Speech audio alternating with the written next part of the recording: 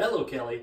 Thank you for the opportunity for me to go over the fears of public speaking and like so other filler words with you. I want to start off with the 3 reasons why we fear public speaking.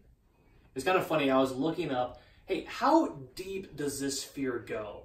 There was a poll nationwide showing that 3/4 of Americans would rather get bit by a poisonous spider, Kelly, and die instead of doing what we're going to do and present. That's crazy, and it's good to know, especially when we're giving fundamentals of public speaking to a group, to understand they have this fear and why does it happen. There's biological, there's generational, and there's learned. And I'll give you 3 tidbits of what I would share to a group on how to address that. So let's go biological. Michael Cho did a TED Learning talk on this. And basically, what he said is that the fear of public speaking is that fight or flight response kind of activating to you.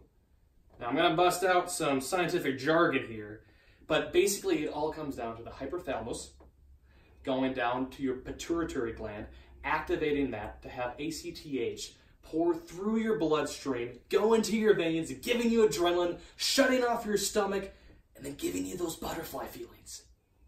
It's a natural reaction that you're going to have at any level. He went on to talk about how some people, for example, John Lennon, would have more stage fright than others. So social anxiety levels will vary between person to person. It's not apples to apples to apples. Sometimes it can be dramatically different. John Lennon, like I said, he would throw up every time before he'd do a concert. So it's going to vary. So that's biological. Let's go to learned behavior. And that's by Mel Robbins. Mel Robbins is a great presentator that'll definitely let you know what's on her mind. What Mel was talking about is where there could be a root cause of, hey, why do you fear public speaking?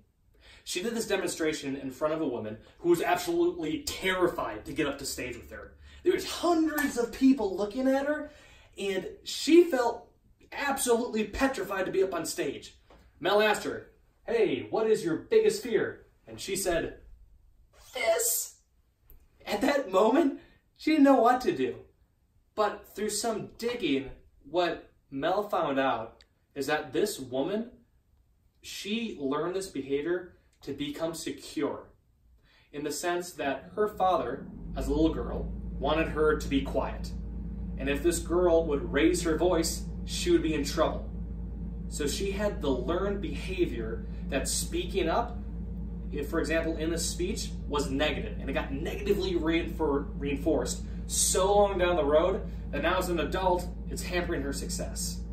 So that's learned behavior. Last, evolutionary. This was another TED Talk by Cal Poly professor on communications, Dan Gwynn. Dan had this cool story. It was a hunter and gatherer A and hunter and gatherer B. So they're in the same scenario. Hunter gatherer A. He's down in the river looking for food and supplies to bring back to his family so they can survive. It starts to rain outside. What is the generationally past thing to do when it starts to rain? Seek shelter, not get rained on, would be the typical response. So this guy starts hightailing it, sees a cave, he wants to go in so he can survive. He goes into the cave and he sees a bear. In that moment, he had that fight or flight response, and he knows, I can't outrun a bear, so he goes to fight the bear. Does not exactly make it, Kelly. Then there's hunter and gatherer B. Same scenario, going up, looking for berries, looking for food, starts to rain. He goes, oh my gosh, I gotta find shelter. I see a cave.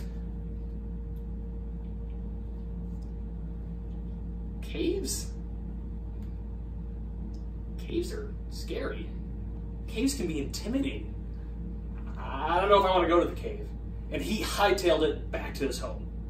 Dan said out of the 2 people, who was the one that survived? It was obviously B, that didn't get mauled and eaten to death by the bear. So Kelly, as the heat goes on in my apartment, basically what Dan was going about is saying that, hey, through this, the person that survived passed along his genes. And what he said of the cowardice genes. So generationally, cowardice passed on and on and on and on and on and on until it reached to us. Cowardice in the sense of fearing what we don't know. That hunter and gatherer didn't know what was in the cave, about the cave, but he didn't even try. Same with public speaking. A lot of times people just aren't comfortable with it because this is unfamiliar, uncharted territory. I'm okay if it getting rained on means not a promotion. I'm okay with getting rained on if it means not making that connection. I would rather stay away from that cave. Okay, so those are the three things. Quickly, what are the three things you can do about it? Let's start with biological. You have the hypothalamus, which I love saying that word. It can be a tongue twister. What Michael suggested was right before you give a speech, you can play games with your brain. Let's work on it so it minimizes the amount of adrenals that kick in. What he suggested, right before you give a speech, raise your hands up, take a deep breath, and this relaxes that gland from producing so much adrenaline that gets you so antsed up. That's a quick tip number one that I can share to your audience. Number two, we got a learned behavior. So in the learned behavior, what I can talk about is, and it's kind of mixed with the third one as well, is practice proficiently. So with any type of action, you gotta practice, right? That's kind of the most no duh, just practice it and practice it often. But there's different ways you can do this. So when you first start off with a speech, totally okay with giving a presentation to yourself in the mirror, in your head. But don't let it end there. Take it a step further. Say in front of a significant other, a best friend, someone you feel trust with, and get that done. And take it another step forward. A group like Toastmasters is in 147 countries, I think over 16,000 members currently, and that's a way that you can give your presentation. I'm in Toastmasters, so you're always going to get a round of applause at the end, and you're going to get feedback.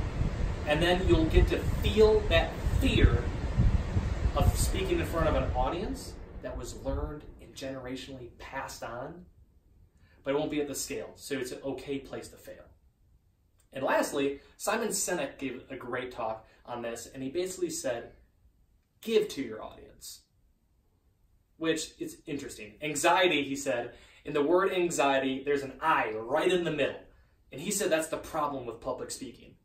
When you think about it, you're thinking, hey, what do they think of me? How am I sounding? What am I looking like? Am I persuasive? Or do I sound dumb? Did I say that wrong? I missed the part.